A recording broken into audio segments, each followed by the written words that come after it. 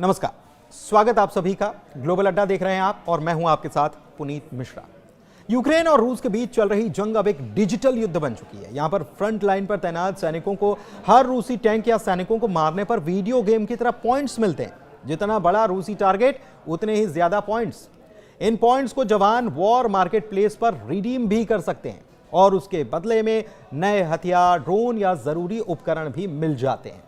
ये कुछ ऐसा ही है जैसे आप वीडियो गेम में रिवॉर्ड पॉइंट जो हैं वो पाते हैं और उसके बाद उन्हें रिडीम करते हैं। इस रणनीति को यूक्रेनी मंत्री मिखाइलो फेडोरोव ने आर्मी ऑफ ड्रोन प्रोग्राम के तहत लागू किया है। अब इसे अमेजन फॉर मिलिट्री के रूप में विस्तार दिया जा रहा है। यूक्रेनी सेना की इस नई पहल का नाम ब्रेव वन मार्केट है। ये अमेजॉन जैसा ऑनलाइन स्टोर है। ये यूनिट्स को उनकी पॉइंट्स के आधार पर सैन्य सामग्री खरीदने की सुविधा देता है। इस व्यवस्था से सैनिकों की जंग लड़ने की क्षमता बढ़ती है। इससे कमांडर्स को जंग का लाइव डेटा भी मिल रहा है।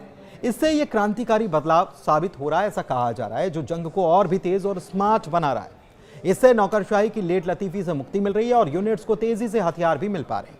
अब सेना में यह नई नीति लागू कैसे हुई, ये जानिए। अगस्त 2024 की बात है।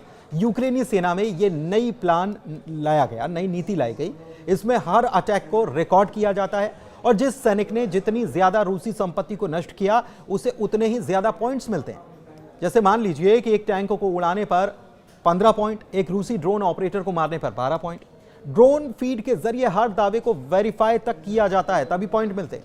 यूक्रेन की 414वीं marine UAV unit birds of Magyar इस पूरे मॉडल की सबसे सफल यूनिट मानी जा रही है। इसके कमांडर्स रॉबर्ट बोवद्री उर्फ मैगियर की लीडरशिप में ये यूनिट अकेले 8% रूसी टैंकों और बख्तरबंद गाड़ियों को उड़ाने का दावा करती है। दूसरी तरफ कोशिश अभी भी जारी है कि जंग जैसे भी हो रुक तो जाए।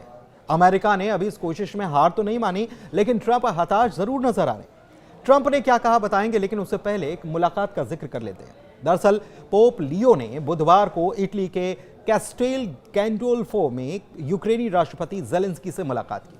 इसके बाद उन्होंने यूक्रेन युद्ध को खत्म करने के लिए न्यायपूर्ण शांति पर जोर दिया। पोप ने बातचीत को शांति की प्राथमिकता का साधन बताया और रूस यूक्रेन को वेटिकन में बातचीत के लिए आमंत्रित भी कर दिया। इधर अमेरिकी राष्ट्रपति डोनाल्ड ट्रंप ने यूक्रेन को 10 पैट्रियट मिसाइलें भेजने का ऐलान किया है। यह बात इसलिए सामने आई है क्योंकि अमेरिका की तरफ से पहले यूक्रेन को दिए जाने वाले हथियारों की आपूर्ति रोकने को लेकर खबर जोरों पर थी।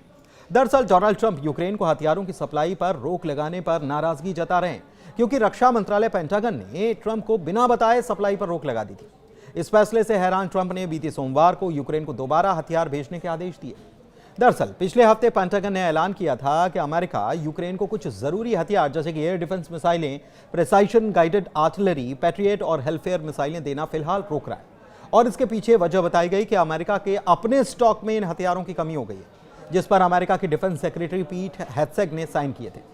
लेकिन ट्रंप को इस फैसले की जानकारी पहले से नहीं दी गई। एपी की रिपोर्ट के मुताबिक उन्होंने इसे व्हाइट हाउस से बात किए बिना लिया गया कदम बताया।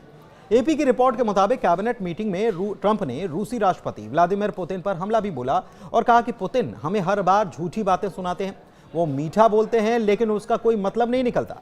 ट्रंप ने कहा कि युद्ध जल्दी खत्म करना चाहते हैं वो, लेकिन पुतिन की वजह से शांति वार्ता आगे नहीं बढ़ पा रही।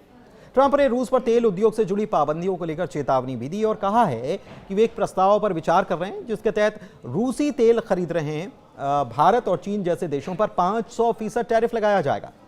फरवरी 2022 में इस युद्ध की शुरुआत हुई थी, जब पुतिन के हमले का ऐलान करते ही यूक्रेन में रूसी टैंक धड़धड़ाते हुए दाखिल होने लगे थे।